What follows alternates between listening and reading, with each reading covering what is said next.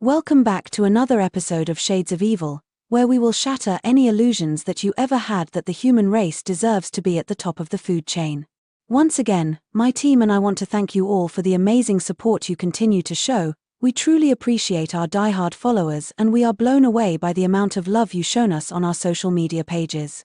We really are grateful for every star, every like, every review and every positive comment you leave, and believe me when I tell you we do take note of your criticisms. The show, after all, is for you, and any advice we get to make it better, we take in a positive light. Now let's get down and dirty with some of the most despicable humans in cases so shocking, I even had to take several long breaks while writing. So, buckle up buttercups, because this ride is going to make you angry, sad, and like me, you will wonder how the hell did this happen.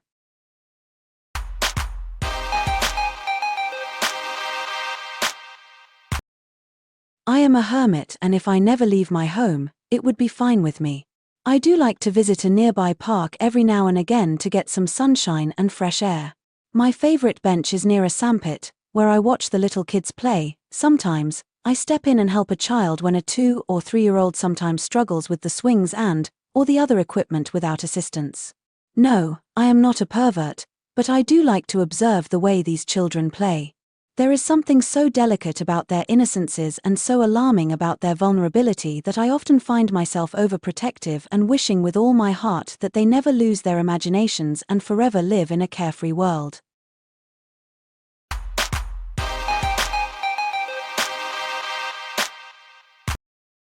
When I decided to write about the neglect of a parent, I was shocked and surprised about the number of cases I found and how difficult it was to choose those that would be the best suited for this episode. One after another, the stories of the little butterflies who just happened to have at least one abusive parent left me speechless, and those who know me know that is not an easy thing to achieve. Especially under the age of 3 years old, a child is so vulnerable, needful, and fragile. One of the things that struck me as I did research about these senseless and very preventable murders was that when the body of an adult is found, people always think they found a mannequin, and it's never a mannequin. With children, they generally think it's a doll, but the cases we are about to cover are so vulgar that trick the mind plays on the person that finds the body only lasts for a moment. This is the episode that will convince you that human monsters do walk amongst us.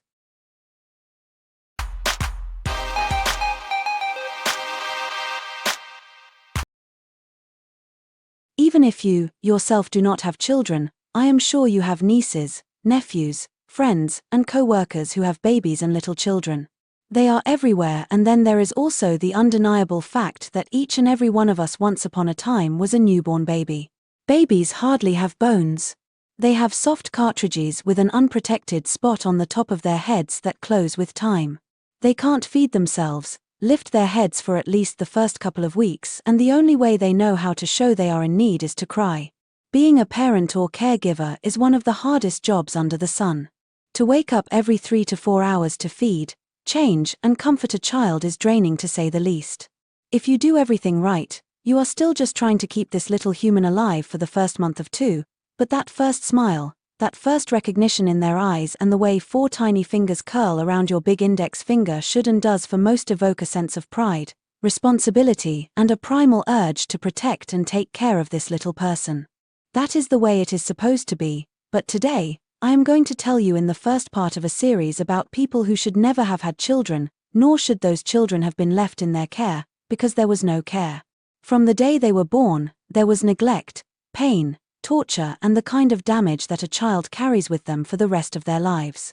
The Humo Army know when we tell the tales of victims we don't hold back, but I do feel, if you are sensitive to the abuse of a child, think twice about listening to this episode. Now, let's get into this heartbreaking story.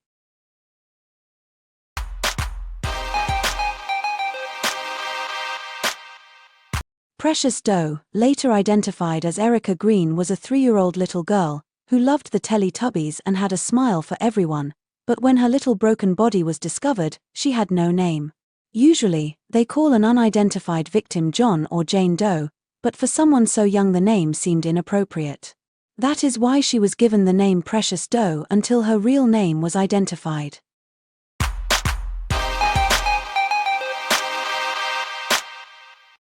On the 28th of April, 2001, just after 6 p.m. on a Saturday evening, 2 patrol officers from the Kansas City Police Department were searching a wooded area for an elderly man with dementia that had been reported as missing.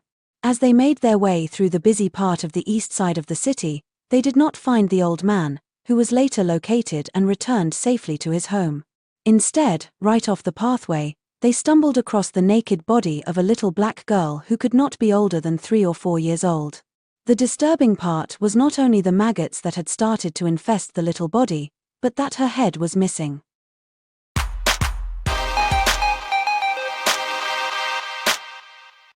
Detectives, who were called to the scene, were also shocked at the brutality of the removal of the toddler's head and the manner in which the body had been discarded like garbage. This was clearly the work of someone who needed to be caught as quickly as possible. Sergeant Bernard, who spoke on the Discovery Channel, said this was one case she would never forget.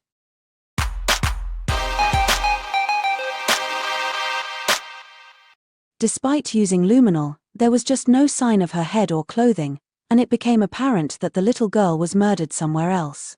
Detectives were convinced that, because of her age, someone must have reported her missing, but despite combing through reports, it appeared that no one had reported a child of this age and description as missing and without a head. Identifying her would be even more challenging. Law enforcement could not find any report about a missing child, and as the information started to reach the community of Kansas City, its citizens were not only moved by the fact that no one had claimed her, that they decided to adopt her as their own and gave her the name Precious Doe.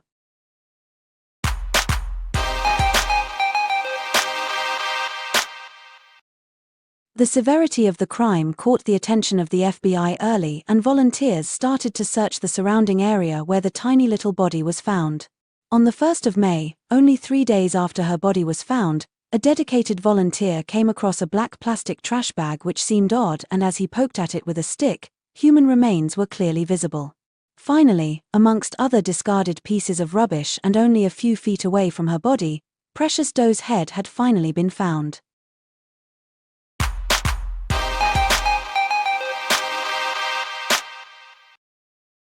Since her head was found, an extensive autopsy could be conducted. A computer-generated sketch was released in the hopes of identifying her, but the child appeared older than her actual age.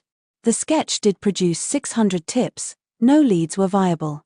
Local schools and foster homes were contacted, but no luck was being had.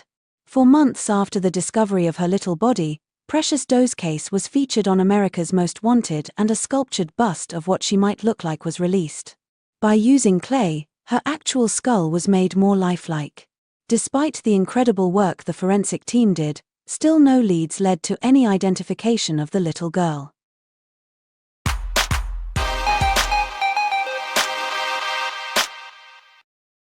Despite her identity not being known, the case caught the attention and the hearts of many across the country, especially a man by the name of Alonzo Washington. Alonzo became an activist and made sure no one forgot that a toddler was maimed and discarded in their backyard of Kansas City. He had stickers, t-shirts and flyers printed at his own expense and distributed the likeness of the little girl across the city. He led many of the searches early on and would ensure the media did not forget about the 3-year-old without a name. Alonzo was painfully aware that the fact that she was a black child, that the focus on her murder should be amplified by the community.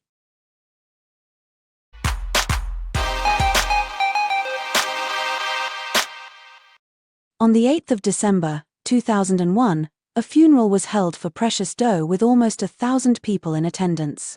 The public, including Sergeant Bernard, were still relentless in the pursuit of not only her name, but the name of the person who took her life in such a vicious manner. The attention not only helped gather tips in the case of Precious Doe, but also other little black girls that seemed to just vanish in the foster system. Across the country, from different states, missing 3-year-old black girls were compared, but none were a match to the little nameless victim.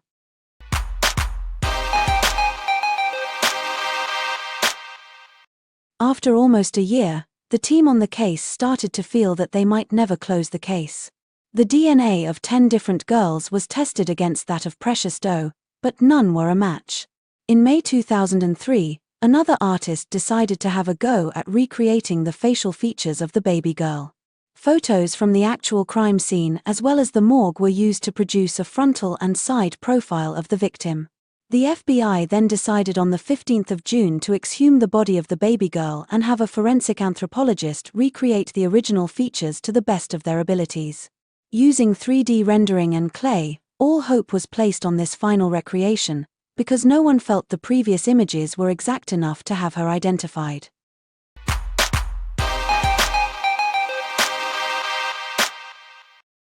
Everyone felt the final bust was the most accurate, and by the 19th of September of the same year, the image was released and finally a huge break came in the case. Alonzo Washington never gave up and continued his crusade with each new recreation and even amped it up by taking out a few small ads in newspapers. According to his interview in the documentary Deadly Moms and Dads, he finally received a call in April 2005.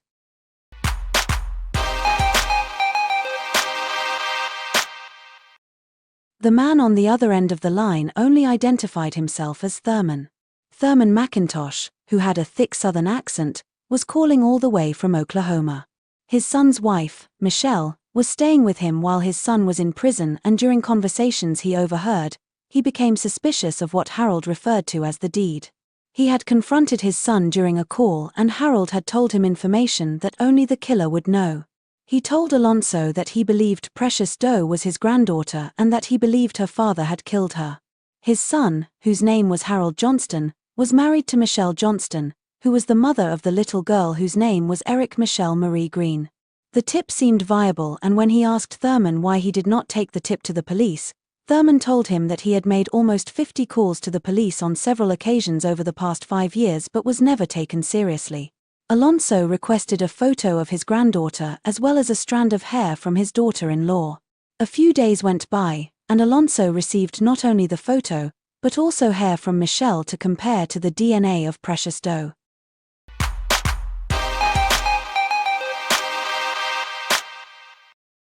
The moment the match was made, Sergeant Bernard rushed to Oklahoma to speak to Thurman in person.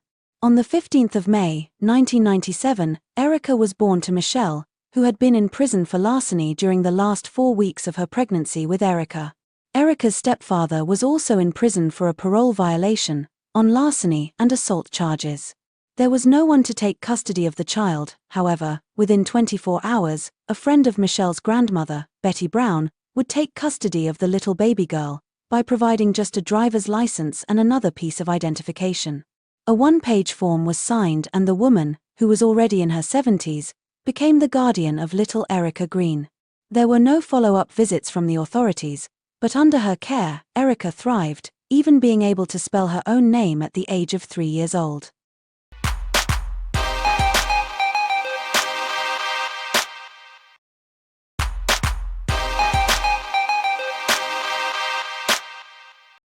Michelle was no stranger to the Department of Child Services and was even warned about her drug use while being pregnant with Erica. She had already lost custody of 4 of her children before she was pregnant with Erica, because of neglect and substance abuse in Illinois and Oklahoma. 2 of those children tested positive for cocaine when they were born.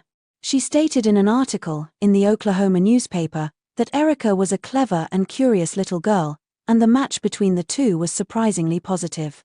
She called Erica a joy to have around, but after her release from prison, Michelle would drift in and out of their lives for very brief periods of time to visit Erica.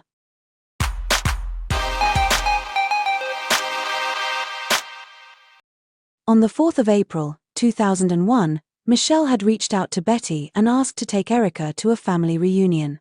Betty, who felt she had no real rights to the child, agreed, and that would be the last time she would see Erica ever again. Detectives wanted to speak to both Michelle and Harold after she was identified, and fortunately, they were not difficult to find as both were serving time in prison on unrelated charges. Michelle quickly identified the photo they showed her of her daughter and wrote on the back, "Mama is so sorry. You are always in my heart and soul. Love you always, little E."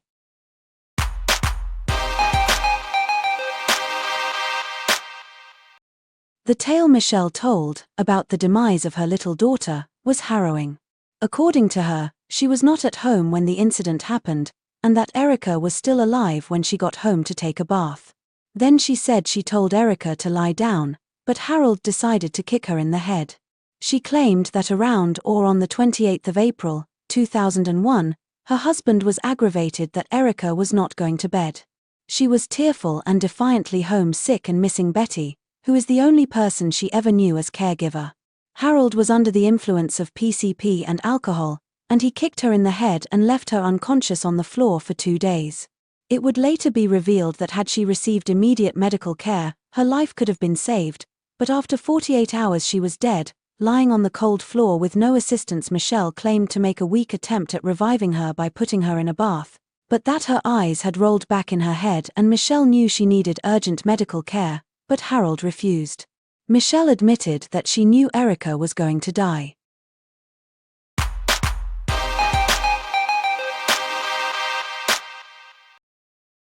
Instead of taking her to a hospital, the couple decided to get rid of her body. They waited until dark and climbed through a window to discard of Erica's body. Harold used hedge clippers to cut of Erica's head, and initially dumped it in a garbage can at a church, but as his paranoia took over, he retrieved the head and dumped it in the field not far from her body.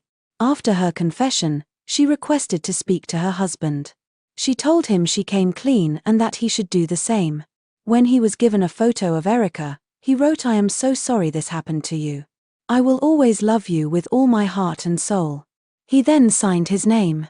Michelle not only distributed flyers but cried at the vigil that was held in Erica's honor.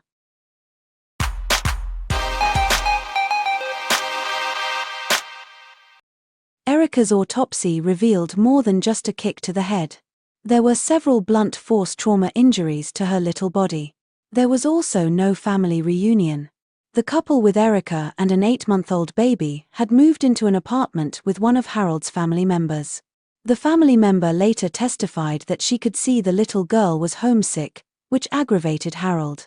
The cousin would say that he often beat Erica for crying, not eating, or if she wet herself. The cousin said she had, one night, heard a loud noise and after that she never saw Erica again. She was told the child was sick. Despite knowing it was her daughter that needed to be identified, Michelle had been passing out flyers when Erica's identity was still unknown.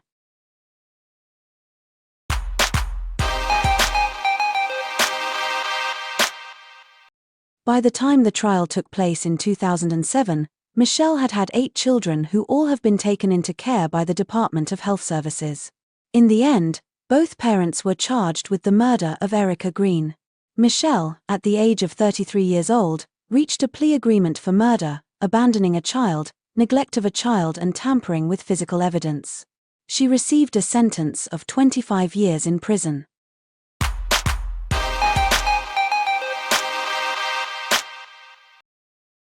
Harold decided to shoot his shot and went to trial, and Michelle would be one of the main witnesses at his trial, detailing the abuse her daughter had suffered. During the trial, it was revealed that Michelle suffered from substance abuse, physical abuse, prostitution as well as untreated mental disorders. While on the stand, she admitted the main reason they did not seek medical help for Erica was because they both had outstanding warrants and they did not want to go back to prison. She apologized for not being a better mother.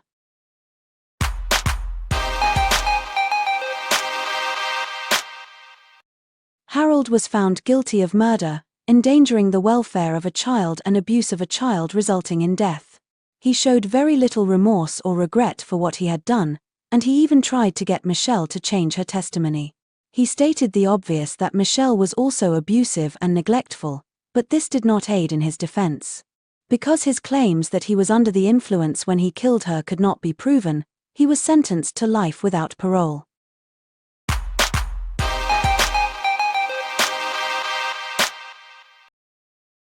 Larry Green, who was Erica's biological father, sued all the entities that had failed his daughter and the lawsuit was settled for an unspecified amount. Betty Brown thanked everyone who helped in finding Erica and bringing her killers to justice. "It's just a sad fact that it took 4 years for the little girl to get justice, and if Alonzo Washington was not so tenacious, she might never have received her name or her due. A memorial was erected not far from where she was found in her memory.